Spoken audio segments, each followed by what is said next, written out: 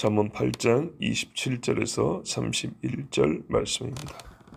그가 하늘을 지으시며 궁창을 해면에 두르실 때에 내가 거기에 있었고, 그가 위로 구름 하늘을 견고하게 하시며 바다의 샘들을 힘있게 하시며 바다의 한계를 정하여 물이 명령을 거스르지 못하게 하시며 또 땅의 기초를 정하실 때에 내가 그 곁에 있어서 전도자가 되어 날마다 그의 기뻐하신 바가 되었으며 항상 그 앞에서 즐거워하였으며 사람이 거처할 땅에서 즐거워하며 인자들을 기뻐하였느니라.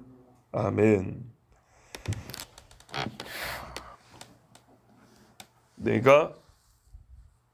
그가 하늘을 지으신다. 하나님이 천지를 창조하셨다 했어요.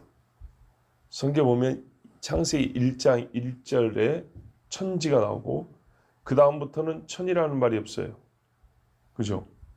그래서 1장 1절은 표제예요. 제목이 아니고 사실입니다. 나머지도 전부 다 만들었다 창조했다 그러는데 1절만 마치 신문의 제목처럼 그렇게 읽으면 안 됩니다. 성경에는 빛이 있으라 하시기 전에 천지를 만드셨다 돼 있어요. 왜 그러냐? 이게 참 중요한데요. 빛은 공간이 없으면 비칠 수가 없습니다. 이건 좀 과학적인 이야기인데요. 빛이라는 거는 요즘 말로 입자와 파동이라 그래요. 입자와 파동은 물질이 있어야 되고 공간이 있어야 됩니다. 입자는 알갱이고 파동은 공간을 이렇게 나는 파도 같은 거란 말이에요. 모든 만물의 존재를 가능하게 하려면 그 장이 있어야 한다고. 우리가 필드에서 뛴다 그러죠. 뛸 필드가 있어야 되는데 그게 공간입니다. 그리고 뛸 애들 기본적으로 물질이 있어야 됩니다. 태초에 천지를 창조하시나 시간 태초에 천 스페이스 공간, 지 땅 메탈 물질 이 세 가지는 현대 물리에서도 동시적으로 존재한다 그럽니다. 동시적으로 존재한다 그럽니다. 성경은 과학이라는 것이 있기도 전에 정확하게 그걸 말씀하고 있습니다. 하나님이 하늘을 지으셨어요. 그렇다면 어떻게 했냐? 궁창을 만드셨다 그랬어요. 성경 보면 물을 띄어 올렸다 그랬어요. 그죠? 띄어 올려도 공간이 먼저 있어야 되는 거예요. 띄어 올려서 이 사이에 물과 물 사이의 공간을 만드셨다 했어요. 창세에 분명히 나와 있습니다. 요 띄어 올라가지고 있는 것, 요거를 궁창이라고 부릅니다. 한 100년 전에는 영어 사전으로 나와요. 그리고 이게 어떻게 되냐면 돔 형식으로 돼 있다 이렇게 그렇게 했어요. 100년 전에는 미국 사람들이 일반 영어 사전에도 돔하면 이렇게 나옵니다. 그렇게 설명을 했어요. 창세기처럼. 무슨 뭐 과학 시대니까 뭐 대기권이죠 이런 말 안 쓰고 똑같이 옛날식으로 그렇게 말했어요. 그건 왜 사람들이 그렇게 말했냐? 성경에 보니까 그렇게 나왔어요. 꼭 그런 게 아니고요. 관찰을 해보니까 그런 거였어요. 실제로 경험 관찰을 해보니까. 자, 이 새벽에 뭐 그걸 어떻게 자세히 다 말씀드릴 수 있겠습니까만은 굉장히 놀라운 이야기입니다. 비행기가 어디 부딪혀갖고 떨어지는 경우는 많이 보셨죠. 산에 부딪히면 떨어지죠. 그런 것처럼 남극 어딘가를 가다가 하늘에 뻥 부딪혀갖고 떨어졌다는 소리 들어보셨어요? 그런 기사 옛날에 있었는데 우리나라 말고요. 옛날에 서양에서. 자, 바로 성경은 그대로 말입니다. 궁창을 해면에 두르신다. 깊은 물이 있었잖아요. 그죠? 이 물 위에 궁창을 두르셨는데 그러면은 떠갖고 텅 비어있다는 얘기인가요? 아니죠. 이걸 이대로 감싸고 있다는 얘기입니다. 자, 거기 있었고 누가요? 내가 지혜가. 그러니까는 태초에 어제 22절에 그랬는데 이제 구체적으로 말해줍니다. 첫째 날부터 내가 거기 있었다. 맨 마지막에 인자들을 기뻐한다 그러죠. 마지막 날까지 내가 거기 있었다.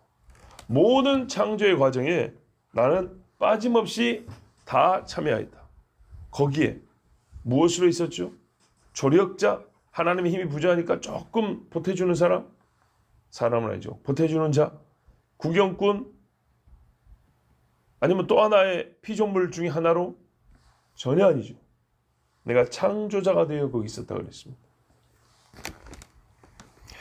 그런데 우리가 어제부터 보는 이 말씀을 통해서 예수님이 누군가, 하나님의 아들이 누군가를 정말 영원부터 누군가를 알 수 있는 지식을 얻고 있는데 지혜가 자기 입으로 말해주니까요. 그런데 동시에 우리 인간에게는 시간 의식을 갖고 있는 인간에게는 제일 앞선 게 태초 창조란 말이죠. 그래서 그보다 앞서 있다라고 설명해 주는 이 은혜를 입는 중에 태초에 무슨 일이 있었는가를, 즉 창세기를 잠언 버전으로 다시 듣고 있어요. 시편에 가면은 104편에 자세히 또 시로 나와 있습니다. 노래로. 그래서 성경에는 여러 번 반복해서 똑같은 일을 똑같은 순서로 똑같은 주체가 행했다. 곧 하나님이 창조하셨다.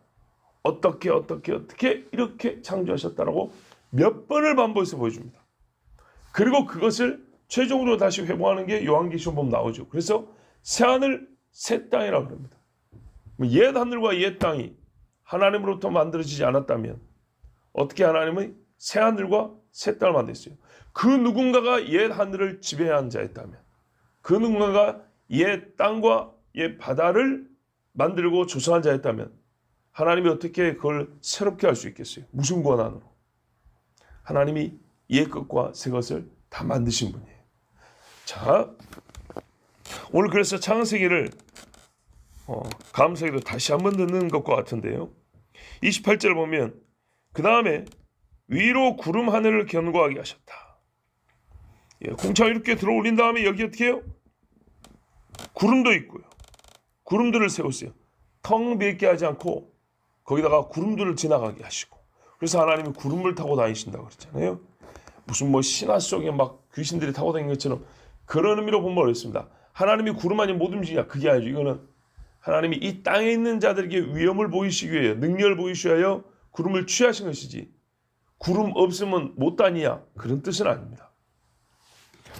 바다의 샘들, 아래로는 바다의 샘들 힘있게 하셨다. 자, 물이 어디서 나오죠? 땅 속, 바다 속에서 나옵니다. 저 깊은 데서 나옵니다. 지금도 바다에 가면은 물이 솟아나는 데가 있지요. 심층수라고 하는 거 몇 번 말씀드렸잖아요. 바다에서 솟아나는 물이라고요. 그 외에도요, 아주 어마어마한 것들이 있습니다. 우리가 바다에 위에서 보면 그냥 푸른 물만 있고요. 또 바람 불면 파도 치는 것만 생각하는데 그러지 않고요. 바다 그 표면 아래 들어가면 물의 움직임이 대단합니다. 예. 폭포 같은 데도 있어요. 옛날에 말씀드렸는데 밀도, 즉 좀 진한 물, 좀 옅은 물, 농도가, 소금 농도가 좀 다른 데가 있어요. 그러면 이게 쑥 들어가요. 깊은 게. 낮은 게 푹 지나가고 엄청나게 있죠. 이거는 물의 양이 엄청 크기 때문에 스베르드루프라는 단위를 쓴다고 했어요. 100m, 100m 이런 식의, 그러니까는 자르면은 100만 제곱미터. 자, 이게 1스베르드루프예요. 바다니까 이렇게 큰 단위를 쓰는 거예요. 엄청나죠? 이제 거기다가 뭐 1이 아니라 뭐 몇백, 몇천, 몇만을 붙여보세요. 우리가 사람들이 보는 제일 큰 폭포도 아무것도 아닌 거예요. 바다에 비하면. 자, 이런 일들이 저기 추운 바다에 가면 일어납니다. 그 외에도요, 밑에서 솟아오르는 물이 팍 오르고요. 또 어떤 데는요, 놀랍게도 구멍이 있어서 물이 땅속으로 계속 들어가요. 물의 양이 계속 있는, 똑같은데 어마어마한 물이 회오리 치면서 땅속으로 들어가요. 그럼 어딘가는 또 나온다는 얘기죠. 이야, 놀랍습니다. 근데 우리가 뉴스에서 보는 거나 가끔 뭐 어디서 보는 건 주로 나오는 것들을 보는 건 그렇지, 들어가는 것도 많이 있습니다. 물 속에서 우리가 보지 못한 물의 움직임이 엄청납니다. 여기 샘들이라는 것은 사람들의 기준으로 보면 안 된다니까요. 두레박으로 물 길어 먹는 정도의 물의 이 힘, 물의 양, 요거 생각 안 돼요. 바다 기준으로 보시면 엄청난 겁니다. 땅이 찢어지고 물이 솟아오르고 내려가고 하는 겁니다. 자, 이거는 현재 바닷속을 탐험하는 사람들에 의해서 다 밝혀진 바입니다. 사람이 다 밝히지 못한 것도 아주 많이 있습니다. 그런데 어떻게 솔로몬이 잠수함 타고 들어가 보지도 않는데 이걸 알까요? 하나님의 지혜는요, 남보다 깊은 통찰력을 가지고 똑같은 걸 보고도 더 깊은 걸 읽어낼 수 있는 지혜도 있지만 하나님이 때로는 초자연적 지혜를 주십니다. 머릿속으로 생각만 해도 알 수 있게 하거나 환상을 보게 한다거나 눈앞에 보이는 장을 가지고 보이지 않는 큰 것들을 추론해내게 한다거나. 솔로몬이 하나님께 받은 지혜란 건 엄청난 것이었고 또 하나님이 고대의 믿음의 사람들이 보여준 환상이란 거는 정말 무시할 수가 없습니다. 여러분, 환상에 대해서 한번 생각해보세요. 하나님이 환상을 보여주신다. 작은 스케일의 환상은 하나도 없습니다. 어떤 사람이 가다가 사고 나는 것 정도밖에 못 봤는데요. 여러분, 그게 눈앞에서 펼쳐질 때 우리가 극장에서 보는 스크린 크기 정도로 보일까요? 아니죠. 쫙 이렇게 펼쳐 보입니다. 눈을 감고 보이는 게 조그마한 것 같지만 실제로 그거를 눈앞에 이렇게 눈을 감고 보이는 것을 눈을 뜨고 보이는 걸로 해가지고 만약에 투사를 해본다. 이 스크린한테 투사를 한다 하면 그 사이즈가 극장 스크린 정도밖에 안 되겠습니까? 훨씬 큰 것들도 많습니다. 예를 들어서 저기 강원도 어디 다리 교각을 자동차를 타고 가는데 연수에 충돌해서 차가 떨어졌다. 예를 들어서 말이죠. 자, 그런 장면을 환상으로 봤어요. 그 크기가 얼마나 합니까? 봐보세요. 큰 해일이 덮쳐서 해안가에 있는 사람들을 몰살시키는 그런 무서운 환상을 봤다. 얼마나 큰 스케일입니까? 자, 이렇게 해서 하나님이 보여주신단 말이에요. 그럼 압도되어서 잊을 수가 없어요. 놀라운 광경들이죠. 욥하고 그 사람들하고 친구들하고 논쟁하는 것도 보세요. 도대체 그런 지식이 어디서 나왔을까? 번개가 치는 길을 아느냐? 번개가 치는 길? 근데요, 기상학자의 책을 읽어봤거든요. 이때요, 실제로. 아무 때나 아무렇게나 치는 게 아닌데요. 예. 그걸 사람이 잘 몰라서 그래요. 보이지 않아서 그러지. 나름대로 어떤 법칙에 따라 친다는 거예요. 네가 바닷속을 걸어가 보았느냐? 거기서 물이 솟아나냐? 욥기도 나와요. 그걸 어떻게 알았을까요? 도대체. 또 뭐라냐면 번개가 그랬던가 뭐라 했던가 소리를 들으면 서로 부르고 대답한다라는 말도 있어요. 그래서 전화기를 개발한 베리안 모르스. 이 뭡니까? 옛날에 전신보호대 있죠? 뚜뚜뚜 하면 공기 중에 소리가 간다는 거예요. 그래서 저쪽에서 응답한다는 거예요. 이게 성경에 있어요. 지금 제가 어딘지 까먹었는데 그런 말씀에 근거해서 실제인가 하고 확인해 봤더니 진짜라는 거예요. 그래서 그걸 활용해서 만든 것들이 우리가 지금 무선 통신하는 이런 것들이에요. 자, 하여튼 이렇게 해서 하나님이 창조하실 때 지혜가 함께 있었다고 27절 후반에 내가 거기 있었고 이렇게 돼 있어요. 뿐만 아니라 구름과 바다의 샘들. 그런데요, 바다에서 물이 계속 엄청나게 솟아오르게 하니까 힘이 있잖아요. 땅을 덮으려고 그래요. 어제 산들도 솟아오르게 했는데. 그래서 어떻게 하냐? 하나님께서 경계를 정했대요. 이만큼 오고 넘어오지 마 그랬대요. 29절 보세요. 바다의 한계를 정하여 물이 명령을 거스르지 못하게 하셨다. 예레미야 5장 22절에 여호와의 말씀이라 너희가 나를 두려워하지 아니하느냐? 내 앞에서 떨지 아니하겠느냐? 하나님 앞에서는 떨어야 하고 두려워한대요. 왜? 내가 모래를 두어 바다의 한계를 삼되 그것으로 영원한 한계를 삼고 지나치지 못하게 하였으므로 파도가 거세게이나 그것을 이기지 못하며 뛰노나 그것을 넘지 못하느니라. 아멘. 특별히 무슨 해일이 일어나지 않는 이상 평시에 봐보세요. 모래에게 물이 들어오면 다 사그라져 버립니다. 희한합니다. 그럼 모래를 다 쓸어 내려가지도 못합니다. 갔다가 다시 놓고 하는데 그 과정에서 파도가요 쓰러진다 그러죠. 잘게 부셔져 버립니다. 예레미야 시대에 하나님이 이 말씀 주셨는데 왜 이 사실을 가르쳐 주냐? 그거 내가 하게 한 거다. 그렇다면 너희가 바다를 무서워할진대 나를 무서워하고 두려워하는 건 당연하지 않냐 이 말이에요. 근데 그게 지금 똑같이 자문에 있다 이 말이 무슨 말이에요? 지혜 사람의 손에 쥐는 수 있는 것처럼 만만하게 생각할 것이 아니오 곧 하나님을 두려워함과 같이 똑같이 두려워하고 경외해야 될 뿐이다 이런 말씀일 거예요. 왜요? 실제로 이 일을 한 이가 지혜이기 때문에. 자 이제 땅으로 왔어요. 땅의 기초를 정하실 때 내가 그 곁에 있었다. 그리고 보세요. 이제 딱 나오죠. 창조자가 돼요. 물 가운데서 땅이 솟아오르는데 땅의 뿌리와 땅의 물 중에 어디에 솟아오를 것이냐. 이것을 정하는 일에 지혜가 함께 하겠고 지혜가 그 일을 주도적으로 했다. 이렇게 말씀하고 있습니다. 그리고 이 일을 할 때 날마다 그의 기뻐하신 바가 되었으며 아버지가 기뻐했대요. 자, 재밌죠? 태초에 말씀으로 창조하시고 요한복음에는 말씀이 육신이 됐다 했는데 이 말씀은 아버지와 함께 하나님과 함께 있었다 그러고 그가 곧 육신을 입은 예수라. 우리가 이름을 붙이는 예수라 이렇게 한다고 했어요. 즉 아들이 이 창조에 있어서 말씀으로 역사를 했다는 겁니다. 그러자 아버지는 이 일을 보면서 어떻게 해요? 즐거워하였다. 자, 함께 창조할 때 아들이 말로써 이 엄청난 일을 행하며 아버지는 그 곁에서 아들을 심히 즐거워했다. 자, 즉 아버지와 아들 사이에는 불화와 갈등이 전혀 없다는 얘기입니다. 또 항상 그 앞에서 즐거워하였으며 아들 본인도 즐거웠어요.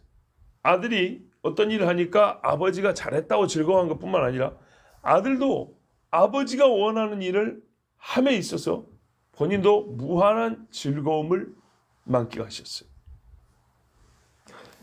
여기에 우리 번역이 하나 빠진 게 있어요. 그때 내가 그와 함께 양육된 자로서 라는 말씀이 있는데 이게 빠졌어요.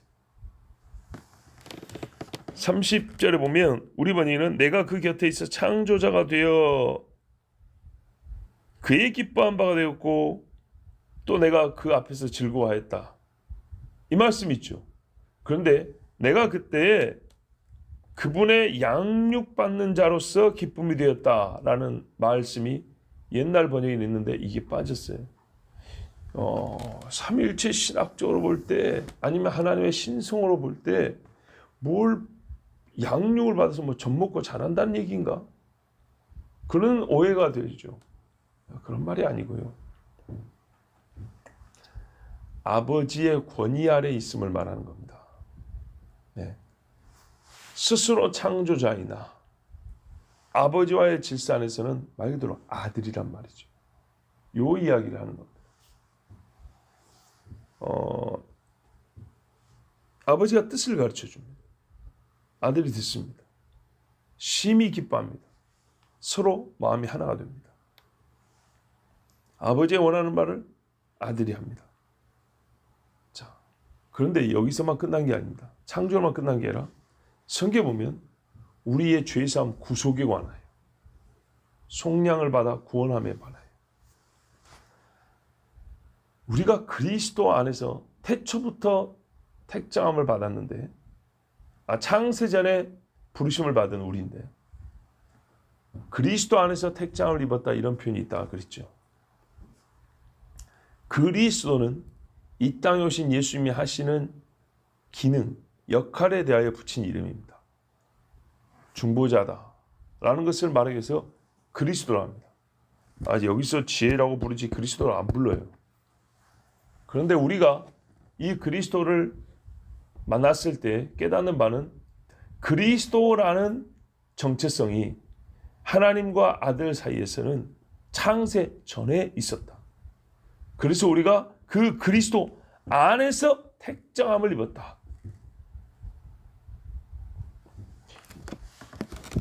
들은 기억 있으시죠? 예. 그러면 이게 놀라운 겁니다. 우리에게 역사 중에 오셨을 때 그리스도라고 불렀는데 그리스도 안에서 창세전에 택정을 받았다는 얘기는 아버지와 아들 사이에서는 이미 우리를 만들기도 전에 아버지 제가 저들을 위하여 죽겠습니다. 그래 네가 그리스도가 되어라. 이 약속이 성립되고 우리 인간들을 그 후에 만드시고 이게 이제 신학적으로 타락전 선택설이라고 그럽니다. 이 명칭을 알라는 게 아니라 성경은 그렇게 말합니다. 성경의 논리를 보면 그렇다는 거예요. 보세요. 창세전에 택장을 읽었는데 그리스도 안에서 우리를 택하시고 택한다는 게 하나잖아요. 창세전에 그리스도 안에서. 근데 그리스도는 창세전에는 그리스도를 안 불러요. 성경에 뭐라 불러요? 말씀 지혜라고 불러요.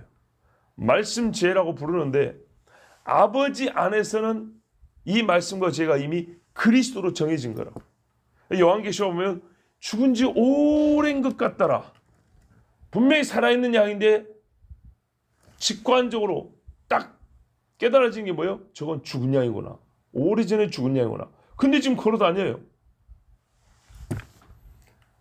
그래서 이 놀라운 표현에 대하여 하나님 앞에서는 이미 우리를 위하여 죽은 중보자구나.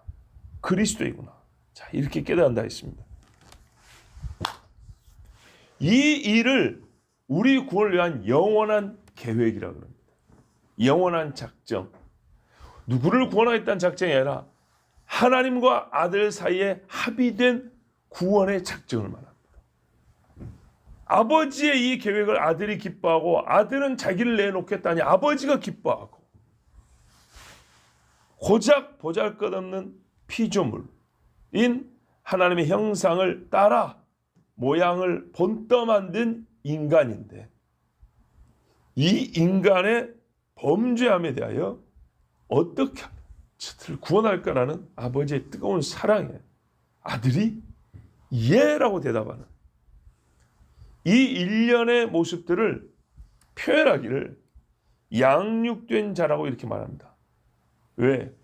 신성의 질서로는 아버지가 먼저고 아들이 다음이란 말이죠. 동일 신성이 돼. 아버지는 아버지고 아들은 아들이란 말이에요. 그래서 같은 뜻을 포서 아버지의 뜻을 알고 우리가 아는 것처럼 배워서 고개 끄덕끄덕 깨닫는 이런 거 아닙니다. 신성의 교류입니다. 완전한 하나로 교류하는 이 가운데서 모든 아버지의 뜻을 알며 즐거워하며 예라고 대답하는. 그래서 우리 구원의 영원한 작정을 이루시는 이 과정 안에서 신성의 교통 속에 있지만 질서에 따라 나는 아버지에게 보호받는 자, 아버지에 의해서 뭐랄까요? 잘하는 자라고 좀 표현하기지만 그냥 표현은 쉽게 잘하는 자, 이렇게 성경에 기록을 하는 겁니다. 우리가 어제 요한복음 1장 18절에 되는 대로 아버지 품속에 계신 독생자였다 그 말입니다. 품속에 있다. 아버지를 품은 아들이 아니요 아버지가 품은 아들이라는 말입니다. 그래서 독생자나 여기 보면 양육된 자로서 그분 앞에 있었다. 그분 곁에 있었다. 이게 원문에 있고요. 이래서 성경에는 또 뭐라고 하냐? 나의 붙드는 나의 종, 나의 기뻐하는 종이라고 합니다. 이 땅에 오기 전부터 그렇게 불렀어요. 어떤 의미인지 아시겠죠? 이런 의미로서 양육된 자로서 아들은 아버지의 구속 섭리에 따라서 이 땅에서 사람의 몸을 입고 와 내가 그 일을 하겠습니다 라는 그게 이미 합의되어 있기 때문에 우리는 이 땅에 오기 전부터도 아버지와 아들 사이에는 보낸 자와 보냄을 받은 자, 우리가 이미 죽은 그리스도라고 여기졌잖아요. 종으로 여기졌어. 하나님은 나의 붙드는 나의 종, 나의 사랑하는 자, 나의 기뻐하는 자라는 말씀을 이 땅에 육을 입기 전에도 아들에게 그렇게 부르셨던 거예요. 자, 지혜는요, 창조된 세상 어느 곳에서나 즐거워할 수 있지만 특별히 사람이 거처할 수 있는 땅에서 기뻐했어요. 31절 보세요. 사람이 거처할 땅에서 즐거워하며. 땅을 즐거워했다는 얘기 아닙니다. 천지에 충만하지만 하나님이 예루살렘에 자기 이름을 두실 처소를 정하신 것처럼 지혜는 만든 모든 만물을 아버지와 함께 즐거워하지만 특별히 땅이 만들어질 때 사람이 거처할, 그리고 땅의 흙으로 사람을 만든다 그러죠. 그래서 사람이 있는 그곳을 더욱 즐거워했다 이렇게 말씀합니다. 자, 왜 사람이 있는 땅에서 즐거워하냐? 인자들을 기뻐했기 때문에. 물론 맨 처음에 한 사람 하나 아담을 만들었지만 하나님의 형상을 따라 만들어지는 이 사람들을 보는 것을 기뻐했기 때문에. 그래서 사람이 있는 땅을 즐거워했다는 거예요. 부모가 아들을 기뻐하니까 아들 집에 가면은 좋잖아요. 예. 내 아들이 군복 입고 근무하니까 그 군부대도 들어가 보는 것이지. 특별하게 보이는 것이죠. 그죠? 학교가 특별하게 보이는 것이고. 자, 예수님은 이렇게 사람들을 기뻐하고 사람들이 있는 땅을 즐거워하였기 때문에 이 사람들이 타락했을 때 자기 몸을 들여, 아니 그들과 똑같은 육체를 입으시고 그들이 있는 땅으로 내려오사 그들을 위하여 죽기를 즐거워하셨습니다. 육체의 고난이 있다 하더라도 죽기를 즐거워했습니다. 히브리서 10장 4절에서 7절에 이는 황소와 염소의 피가 능히 죄를 없이 하지 못함이라. 그러므로 주께서 세상에 임하실 때에 이르시되 하나님이 제사와 예물을 원하지 아니하시고 오직 나를 위하여 한 몸을 예비하셨다. 몸이 지은 죄는 몸이 씻는단 말이죠. 번제와 속죄제는 기뻐하지 아니하시나니 이에 내가 말하기를 사람 몸이 지은 죄를 짐승의 몸이 어찌 그걸 대신하겠느냐. 이건 아버지와 아들 사이 다 아는 사실이죠. 그래서 아들이 그걸 알고 어떻게 해요? 아버지는 한 몸이 필요하다 그랬고 아들은 그 몸을 제게 주십시오 그랬다고. 그리고 이때 아들의 심정이 어땠냐? 하나님이여 보시옵소서 두루마리 책에 나를 가리켜 기록된 것과 같이 하나님의 뜻을 행하러 왔나이다 그랬고, 이 시편에 기록이 되는데 그를 즐거워한다 했어요. 오늘 읽은 이 모든 말씀을 바울이 깨닫고 일목요연하게 정리한 말씀이 골로새서 1장에 기록되어 있습니다. 1장 13절에서 17절에 보면 그가 우리를 흑암의 권세에서 건져내사 그의 사랑의 아들의 나라로 옮기셨으니, 자, 하나님께서 우리를 그가 사랑하는 아들의 나라로 옮기셨다 그랬는데 어떻게 그런 일이 일어났냐? 그 아들 안에서 우리가 속량한 곧 죄의 사함을 얻었도다. 이렇게 해석한 거예요. 뭐 우리를 속량한 그분이 누구냐? 누가 우리를 속량할 수 있냐? 그는 보이지 아니하는 하나님의 형상이시요 모든 피조물보다 먼저 나신 이시니. 자, 우리가 어제부터 읽은 그 말씀이죠. 만물이 그에게서 창조되되 하늘과 땅에서 보이는 것들과 보이지 않는 것들과 혹은 왕권들이나 주권들이나 통치자들이나 권세들이나 만물이 다 그로 말미암고 그를 위하여 창조되었고 또한 그가 만물보다 먼저 계시고 만물이 그 안에 함께 섰느니라. 아멘. 만물이 그분 안에서 서 있고요. 그래서 어떻게 해요? 우리도 그 안에서 속량 곧 죄사함을 받았다. 이렇게 말씀합니다. 여러분, 우리가 죄 용서를 받게 된 이유, 아니 조건의 충족은 하나님의 아들이 우리를 위하여 대신 피 흘려 죽으셨기 때문이라고 그랬습니다. 그분이 누군가를 우리가 지금 잠언을 통해서 배운다 했는데 이미 깨달은 바울은 골로새서에서 이렇게 말했던 겁니다. 우리가 믿는 예수, 곧 하나님의 아들, 우리의 속량, 우리의 대속자는 어떤 분이냐? 어떤 분으로 알아야 되냐? 그는 창조주로서 계신 분이다 하는 것을 알아야 한다고 말씀하고 있습니다. 그의 창조의 능력이 아니고서는 우리를 구원할 수 없다는 거죠. 그래서 제가 늘 드리는 말씀이 예수를 처음 믿을 때 우리의 시간 순서로는 십자를 먼저 믿고 그 다음에 앞을 보고 그분은 창조주였구나 배우고 뒤를 보고 그분은 다시 오실 심판주구나 이렇게 믿어야 한다고 두누이 강조했습니다. 이거는 나의 신학이 아니요 성경이 그렇게 가르쳐주고 있기 때문입니다. 보십시오. 바울이 지금 우리에게 알려주는 바입니다. 베드로도 말합니까? 옛 세상이 만들어졌는데, 그리고 다시 오실 세상에는, 요한은 이 다시 오심을 누구보다 잘 보고 우리에게 가장 분명하고 정밀하게 가르쳐준 사람인데도 그의 첫 복음서의 첫 구절은 창조주로서 예수 그리스도를 말씀하고 있단 말이죠. 예수를 알려면, 십자가를 100을 안다면 창조주로서도 100을 알아야 되고 다시 오실 심판주로서도 100을 알아야 되는 겁니다.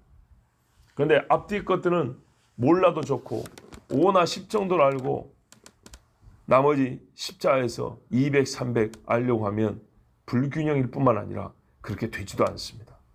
십자가를 온전히 이해하는 데 있어서 반드시 창조주로서 그리스도에 대한 이해가 있어야, 아, 이분이 우리를 위하여 죽으셨다는 감동이 커지는 것이고, 다시 오실 주님을 알아야, 아, 우리가 이분을 믿지 않는 자는 너희는 벌써 정죄에 빠지고 심판을 받았느니라는 말씀이 얼마나 무섭고 이게 진실된 말씀인지를 깨달을 수 있는 겁니다. 예수께서 우리에게 오시기 전에 그분은 창조주였고, 창조주가 우리를 위하여 죽으시려고 피조물과 같은 육체를 입으셨습니다. 그러므로 그 은혜 여러분 정말 감사하셔야 됩니다. 저의 표현으로는 그렇게 말씀드렸죠. 창조주가 피조물이 된 사건이 성육신이라고. 근본 정체가 바뀌었다는 게 아니라 그만큼 충격적인 사실이라는 겁니다. 창조주가 피조물의 구성 요소인 육을 갖고 있단 말이에요. 예, 이 육체라는 것은 피조성인데 창조주가 피조성을 가지게 된다. 그래서 그 육체의 한계를 그대로 가지고 죽임을 당할 수 있다. 야, 이건 얼마나 놀라운 은혜입니까? 오늘도 이 은혜 안에 우리 영혼이 힘을 얻으시기 바랍니다.